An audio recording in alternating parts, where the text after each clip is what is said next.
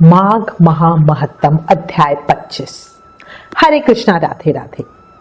माघ मास की महिमा बताते हुए हमारे संतों ने कहा है कि कोई धन में, विद्या में, भाग्य में कितना भी कमजोर हो, असमर्थ हो, उसको उतने ही जोश से, प्रियतन से, बलपूर्वक माघ स्नान करना ही चाहिए, क्योंकि माघ मास में स्नान करना बहुत मुश्किल होता है। इससे उसे धन में, बल में, विद्या में वृद्धि मिलेगी ही मिलेगी। बार बार आपको याद दिला रही हूं, अभी भी समय है। माघ मास में प्रयत्न करके कुछ ना कुछ जरूर कर लो। अब श्री गणेश जी महाराज और अपने गुरुदेव को याद करते हुए माघ महात्म का अध्याय 25 सुनते हैं। पान फूल मोदक चढ़े, लड्डू मेवा थाल, सद्गुण हमको दीजिए हे शिव जी के लाल। बोलो गणेश जी महाराज की जय। बिना गुरु ज्ञान नहीं, बिना ज्ञान समाज में मान नहीं। बोलो गुरुदेव महाराज की जय। कल माघ महामहत्तम के अध्याय 24 में हाथी ऋषि मृगश्रृंग को अपने पिछले जन्म का वृतांत बता रहा था। अब आगे अपने पिछले जन्म का वृतांत बताते हुए उस दिव्य रूपधारी हाथी रूपी जीव ने कहा, इस प्रकार धर्म के मार्ग से चलकर मैंने 1 करोड़ स्वर्ण मुद्राओं का उपार्जन किया। मेरे एक ही पुत्र था जो संपूर्ण गुणों में श्रेष्ठ था। मैंने अपने सारे धन को 2 भागों में बांटकर आधा तो पुत्र को दे दिया और आधा अपने लिए रख लिया। मैंने अपने हिस्से का धन लेकर पोखर खुदवाया, नाना प्रकार के वृक्षों से युक्त बगीचे लगवाए, अनेक मंडपों से सुशोभित देव मंदिर बनवाए, मरुभूमि के मार्ग में कुएं बनवाए तथा ठहरने के लिए धर्मशालाएं तैयार करवाए। कन्यादान, गौदान और भूमिदान किए। तिल, चावल, गेहूं और मूंग आदि का भी दान किया। उड़द, धान, तिल और घी आदि का दान तो मैंने बहुत ही बार किया। तदंतर रस के चमत्कारों का वर्णन करने वाला कोई कपालिक मेरे पास आया और कौतूहल पैदा करने के लिए कुछ करामात दिखाकर उसने मुझे अपने माया जाल में फंसाकर ठग लिया। उसकी करतूतें देखकर उसके प्रति मेरा विश्वास बढ़ गया और सोना चांदी आदि बनाने के नाम पर मेरा सारा धन बर्बाद हो गया। उस कपालिक ने मुझे भ्रम में डालकर बहुत दिनों तक भटकाया। उसके लिए धन दे देकर मैं दरिद्र हो गया। माघ का महीना आया और मैंने 10 दिनों तक सूर्य उदय के समय महानदी में स्नान किया, किंतु बुढ़ापे के कारण इससे अधिक समय तक मैं स्नान का नियम चलाने में असमर्थ हो गया। इसी बीच में मेरा पुत्र देशांतर में चला गया। घोड़े मर गए, खेती नष्ट हो गई और बेटे ने वैश्या रख ली। फिर भी भाई बंधु ये सोचकर कि ये बेचारा बूढ़ा धर्मात्मा और पुण्यवान है, धर्म के ही उद्देश्य से मुझे कुछ सूखा अन्न और भात दे दिया करते थे। अब मैं अपना धर्म बेचकर कुटुंब का पालन पोषण करने लगा। केवल माघ स्नान के फल को नहीं बेच सका। एक दिन जिव्या के स्वाद के कारण दूसरे के घर पर खूब गले तक ठूसकर मिठाइयां खा ली। इससे मुझे अंजीर्ण रोग हो गया। अंजीर्ण से अतिसार की बीमारी हुई और उससे मेरी मृत्यु हो गई। केवल माघ स्नान के प्रभाव से मैं 1 मनवतर तक स्वर्ग में देवराज इंद्र के पास रहा और पुण्य की समाप्ति हो जाने पर हाथी की योनि में उत्पन्न हुआ। जो लोग धर्म बेचते हैं वो हाथी होते हैं। हे विप्रवर, इस समय आपने हाथी की योनि से भी मेरा उद्धार कर दिया।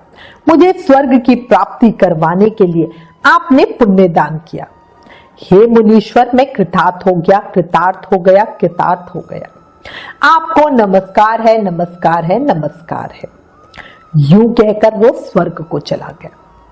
सच है, संत पुरुषों का संग उत्तम गति प्रदान करने वाला होता है। इस प्रकार महानुभव मृगश्रृंग उस वैश्य को हाथी की योनि से मुक्त करके स्वयं गले तक पानी में खड़े होकर सूर्य नंदन यमराज की स्तुति करने लगे और कहने लगे, ओम यम धर्मराज मृत्यु अनंतक, वैवस्व, काल, सर्वभूतशय, औदुंबर, दुग्न, नील, परमेष्टि, वक्रोदर, चित्र और चित्रगुप्त। इन 14 नामों से पुकारे जाने वाले भगवान यमराज को नमस्कार है, जिनका मुख दाढ़ों के कारण विकराल प्रतीत होता है और टेढ़ी बोहों से युक्त आंखें क्रूरतापूर्ण जान पड़ती है, जिनके शरीर में ऊपर की ओर उठे हुए बड़े बड़े रोम तथा होठ भी बहुत लंबे दिखाई देते हैं, ऐसे आप यमराज को मैं नमस्कार करता हूं। आपके अनंत भुजाएं हैं, अनंत नख है तथा कज्जलगिरी के समान काला शरीर और भयानक रूप है, आपको नमस्कार है। हे भगवान, आपका वेश बड़ा भयानक है, आप पापियों को भय देते हैं, बहुत बड़ा भैंसा आपका वाहन है, आपके नेत्र दहकते हुए अंगारों के समान जाग पड़ते हैं, आप महान हैं। मेरु पर्वत के समान आपका विशाल रूप है, आप लाल माला और वस्त्र धारण करते हैं, आपको नमस्कार है। कल्पांतर के मेघों की भांति, जिनकी गंभीर गर्जना और प्रलयकालीन वायु के समान प्रचंड वेग है, जो समुद्र को भी पी जाते हैं, संपूर्ण जगत को ग्रास बना लेते हैं, पर्वतों को भी चबा जाते हैं और मुख से आग उगलते हैं, उन भगवान यमराज को नमस्कार है। भगवान, अत्यंत घोर और अग्नि के समान तेजस्वी काल रूप मृत्यु तथा बहुत से रोग आपके पास सेवा में उपस्थित रहते हैं, आपको नमस्कार है। आप साधुओं पर सदा स्नेह रखते, वाणी से उनमें प्राणों का संचार करते, वचनों से संतोष देते और गुणों से उन्हें सर्वस्व समर्पण करते हैं। सज्जन पुरुषों पर सदा संतुष्ट रहने वाले आप धर्मराज को बारंबार नमस्कार है। जो सबके काल होते हुए भी शुभ कर्म करने वाले पुरुषों पर कृपा करते हैं, जो पुण्य आत्माओं के हितैषी, सत्पुरुषों के संगी, धर्मात्मा तथा धर्म का अनुष्ठान करने वालों के प्रिय हैं, उन धर्मराज को नमस्कार है। जिनकी पीठ पर लटके हुए घंटों की ध्वनि से सारी दिशाएं गूंज उठती हैं तथा जो ऊंचे ऊंचे सींगों और फुंकारों के कारण अत्यंत भीषण प्रतीत होते हैं, ऐसे महान भैंसे पर जो विराजमान रहते हैं तथा जिनकी 8 बड़ी बड़ी भुजाएं क्रमशः नारच, शक्ति, मूसल, खड़ग, गदा, त्रिशूल, पाशा और अंकुश से सुशोभित है, उन भगवान यमराज को प्रणाम है।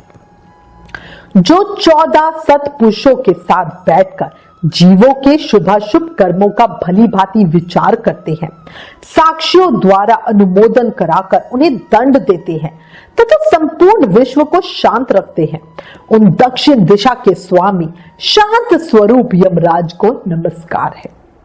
जो संपूर्ण विश्व से उत्कृष्ट, निर्मल, जगत के पालक ब्रह्म विष्णु तथा शिव के प्रिय हैं, सबके शुभाशुभ कर्मों के उत्तम साक्षी तथा समस्त संसार को शरण देने वाले हैं, माता संज्ञा के सुयोग्य पुत्र तथा यमुना जी के ज्येष्ठ भ्राता आप यमराज को मेरा प्रणाम है। इतना स्तोत्र कहने के बाद वशिष्ठ जी कहने लगे, इस प्रकार स्तुति करके ऋषि मृगशृंग ने उदारता और करुणा के भंडार तथा दक्षिण दिशा के स्वामी भगवान यम का ध्यान करते हुए उन्हें साष्टांग प्रणाम किया। इससे भगवान यम को बड़ी प्रसन्नता हुई। वे महान तेजस्वी रूप धारण किए मुनि के सामने प्रकट हुए। उस समय उनका मुख कमल प्रसन्नता से खिला हुआ था। यमराज ने कहा, हे मुने, मैं तुम्हारे इस स्तोत्र से बहुत संतुष्ट हूं और तुम्हें वर देने के लिए यहाँ आया हूं। तुम मुझसे मनवांछित वर मांगो, मैं तुम्हें अभिष्ट वस्तु प्रदान करूंगा। उनकी बात सुनकर मुनीश्वर मृगशृंग उठकर खड़े हो गए। यमराज को सामने उपस्थित देखकर उन्हें बड़ा विस्मय हुए। उनके नेत्र प्रसन्नता से खिल उठे। उन्होंने हाथ जोड़कर कहा, हे भगवान, इन कन्याओं को प्राण दान दीजिए। मैं आपसे बारंबार यही याचना करता हूं। यमराज ने कहा, तथास्तु। फिर धर्मराज ने अदृश्य रूप से उन ब्राह्मण कन्याओं को उनके शरीर में भेज दिया। सोकर उठी हो ऐसे वो सभी कन्याएं उठकर बैठ गई। अपनी बालिकाओं को सचेत होते देखकर उनकी माताओं को बड़ा हर्ष हुआ। कन्याएं पहले की भांति अपना अपना वस्त्र पहनकर माताओं के साथ अपने अपने घर गए।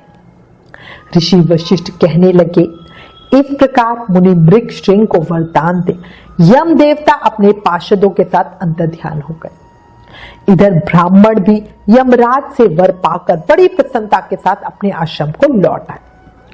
जो भी मनुष्य प्रतिदिन यमराज की स्तुति का पाठ करेगा उसे कभी भी यम यातना नहीं भोगनी पड़ेगी।